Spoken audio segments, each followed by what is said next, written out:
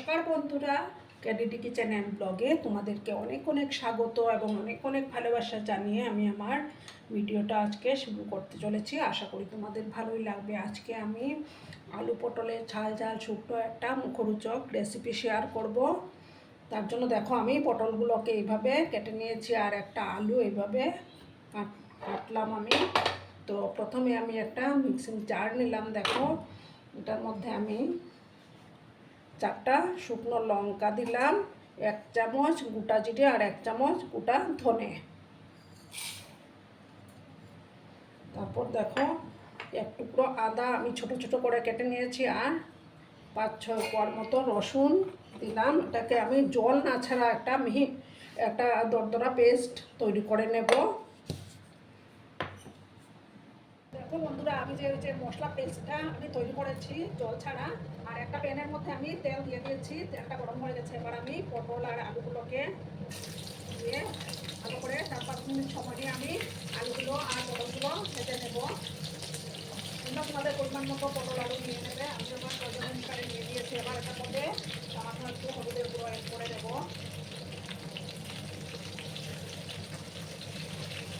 তারপর একটু লবণও আমি দিয়ে দেবো।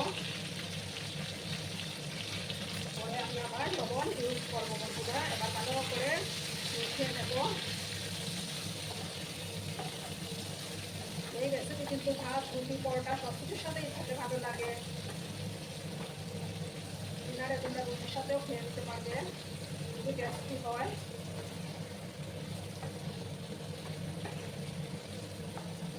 4-5 মিনিটের মতো সময় নিয়ে আমি এগুলোকে একটু ভাজা ভাজা করে নেব পটল আর আলুটাকে।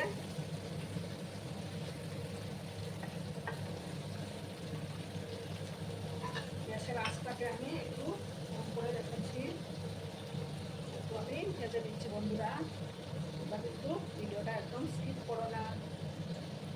দেখো বন্ধুরা, আমি আবার এটাকে নাড়াচাড়া করে দিচ্ছি। আরও কিছুক্ষণ আমি থাকবো। 80% মতো আমি ভেজে নেব।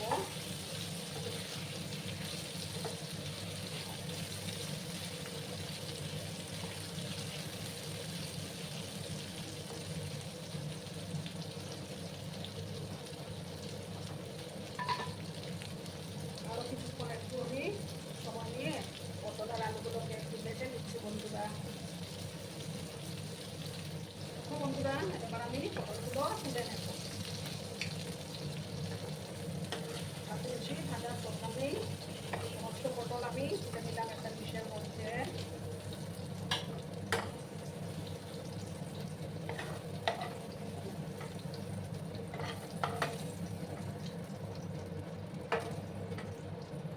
আমি সামান্য আরেকটু তেল দিয়ে দিচ্ছি বন্ধুরা।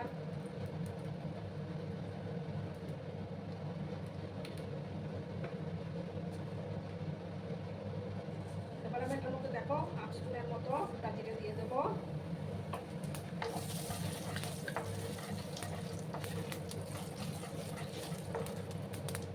তারপর দেবো দেখো একটু 1/2 স্পুনের মতো কালো সর্ষে আমি দিয়ে দিলাম।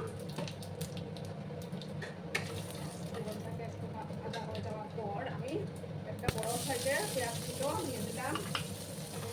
এবার আমি ভালো করে একসাথে ভাজবো পেঁয়াজগুলোকে। বেশি লাল করে ভাজারও দরকার নেই। মোটামুটি একটু সফট হয়ে আসলে আমি পেঁয়াজগুলো ভাজা কমপ্লিট হয়ে যাবে আমার। একদম বেশি কড়া করে ভাজা যাবে না।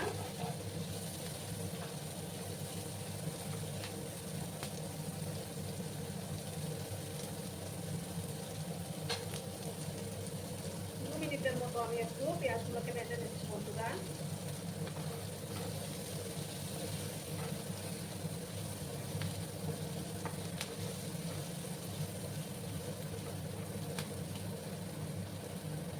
আমার আজকের এই ভিডিওটা যদি তোমাদের ভালো লাগে তাহলে অবশ্যই একটা করে লাইক, কমেন্ট, শেয়ার এবং সাবস্ক্রাইব করার অনুরোধ রইল। পুরোনো নতুন সব বন্ধুদের জানাই অনেক অনেক ভালোবাসা।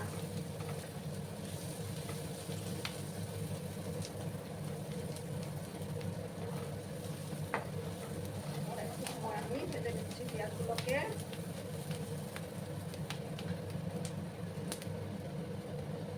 বন্ধুরা, এবার যে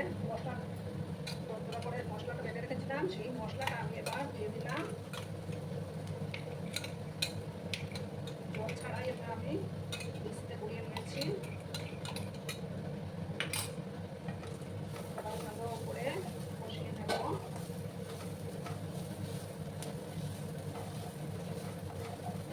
এবার পরিমাণ মতো একটু হলুদের গুঁড়ো অ্যাড করে দেবো।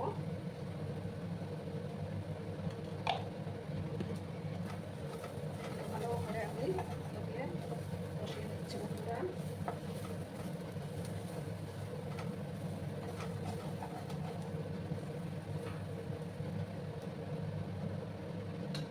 মিক্সিং জারটা থেকে সামান্য জল আমি অ্যাড করে দেবো।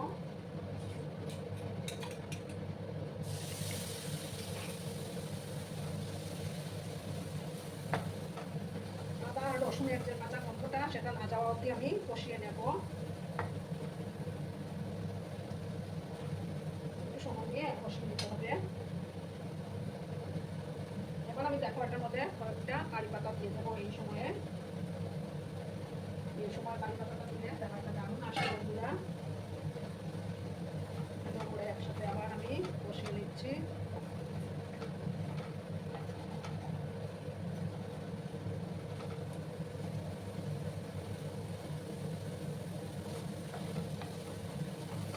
আরো 1 মিনিটের মতো আমি এটাকে কষিয়ে নেব। বাড়িতে অবশ্যই ট্রাই করো বন্ধুরা, দুর্দান্ত লাগে খেতে। এবার আমি দেখো পটল আর আলুগুলো দিয়ে দেবো।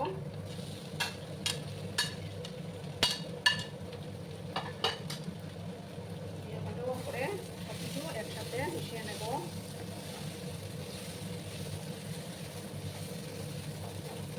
ভালো করে আমি মিক্স করলাম।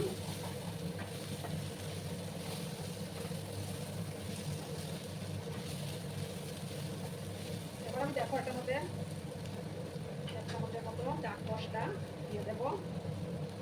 দিয়ে একটা চটপটা স্বাদের হয় বন্ধুরা।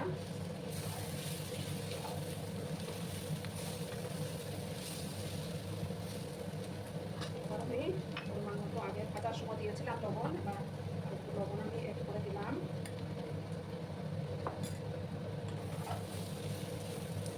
ভালো করে আবার আমি মিক্স করলাম।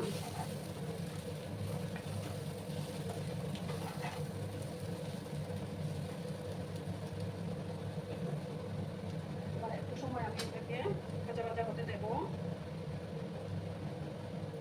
দেখো বন্ধুরা, এবার আমি নাড়াচাড়া করে দিলাম। এবার আমি যে ডিশের মধ্যে আলু পটল রেখেছিলাম সেটা দিয়ে একটু জল আমি অ্যাড করে দিলাম।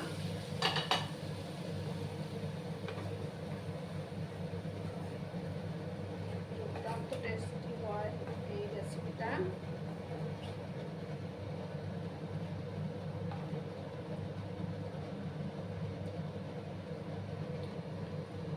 সামান্য একটু কাশ্মীরি লঙ্কার গুঁড়ো, খুবই সামান্য, জাস্ট কালারটা একটু দেখো সামান্য দিয়ে দিলাম। আবার ভালো করে মিক্স করে নেব।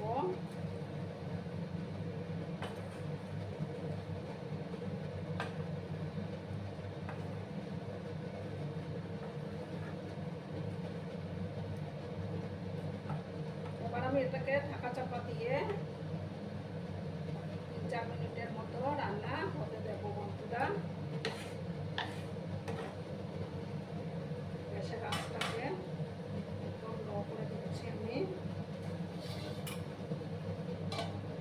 ধিমি আঁচে এটাকে রান্না করে নিতে হবে বন্ধুরা।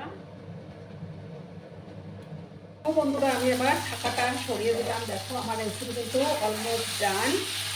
দেখো কত সুন্দর হয়েছে না বন্ধুরা, দারুণ সুন্দর একটা ফ্লেভারও বেরিয়েছে, যেহেতু কারি পাতাও দেওয়া হয়েছে। এবার আমি গ্যাসটা অফ করে দিচ্ছি। অফ করে একটা ডিশে সার্ভ করে তোমাদেরকে দেখাচ্ছি বন্ধুরা। পুরা আমি সার্ভ করে দিয়েছি। কেমন হয়েছে অবশ্যই কমেন্ট করে বলো কিন্তু তোমরা। তোমাদের এই সুন্দর সুন্দর কমেন্টগুলো পড়তে আমার কিন্তু খুবই ভালো লাগে। আর এতক্ষণ ধরে আমার ভিডিওটার সাথেও পাশে থেকে আমাকে এতটা ভালোবাসা দেওয়ার জন্য তোমাদেরকে আবারও জানাই অনেক অনেক ভালোবাসা এবং অনেক অনেক ধন্যবাদ। ততক্ষণে তোমরা সবাই খুব ভালো থেকো, সুস্থ থেকো, আনন্দে থেকো। আর আমার ভিডিওটার কোনো অংশ যদি তোমাদের একটুকু ভালো লাগে তাহলে অবশ্যই তোমাদের পরিবার পরিজনদের মাঝে শেয়ার করে দেওয়ার অনুরোধ রইল। ততক্ষণে খুব ভালো থেকো। ধন্যবাদ।